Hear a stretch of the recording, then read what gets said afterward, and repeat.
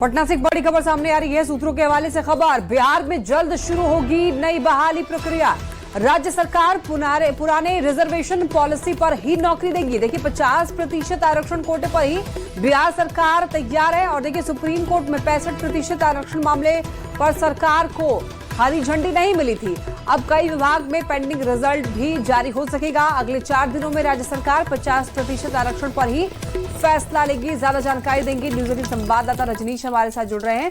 रजनीश, देखिए पुराने आरक्षण का जो प्रतिशत था उस पर ही कहा जा रहा है कि बहाली होगी और जल्दी ही बहाली प्रक्रिया शुरू भी होने वाली है। क्या जानकारी है आपके पास?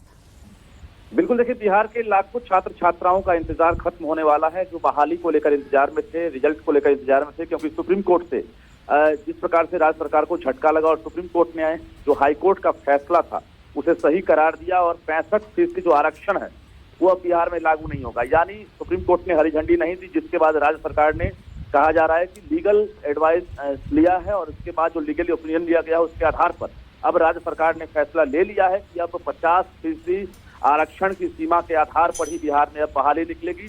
और इसके साथ साथ जो पेंडिंग रिजल्ट है, चाहे वो टीआरई की हो या फिर एचएम या हेड टीचर या बाकी विभाग में जो रिजल्ट है वह 50% आरक्षण के आधार पर रिजल्ट जारी किए जाएंगे। कुल मिलाकर स्वास्थ्य विभाग, पंचायती राज विभाग और इसके साथ साथ शिक्षा विभाग में लाखों की संख्या में कहा जा रहा है वैकेंसी निकलने वाली है। क्योंकि नीतीश सरकार ने लोकसभा चुनाव के दौरान घोषणा की थी कि विधानसभा चुनाव से पहले बिहार में 10 लाख नौकरी और रोजगार दिए जाएंगे, जिसकी अब आहट शुरू होने वाली है। और बता दें आपको 50% आरक्षण के आधार पर ही अब बिहार सरकार तैयारी में जुट गई है। 4 से 5 दिनों के अंदर बिहार सरकार पत्र जारी करेगी, जिसमें अब साफ रहेगा, सभी विभागों को हरी झंडी मिलेगी कि 50% आरक्षण के आधार पर विज्ञापन जारी किया जाए। जी लक्ष्मी। और रजनीश, बहाली को लेकर के कब नोटिस जारी किया जा सकता है? क्योंकि देखिए 4 दिनों में तो कहा जा रहा है कि जो आरक्षण प्रतिशत है उस पर फैसला लेगी सरकार।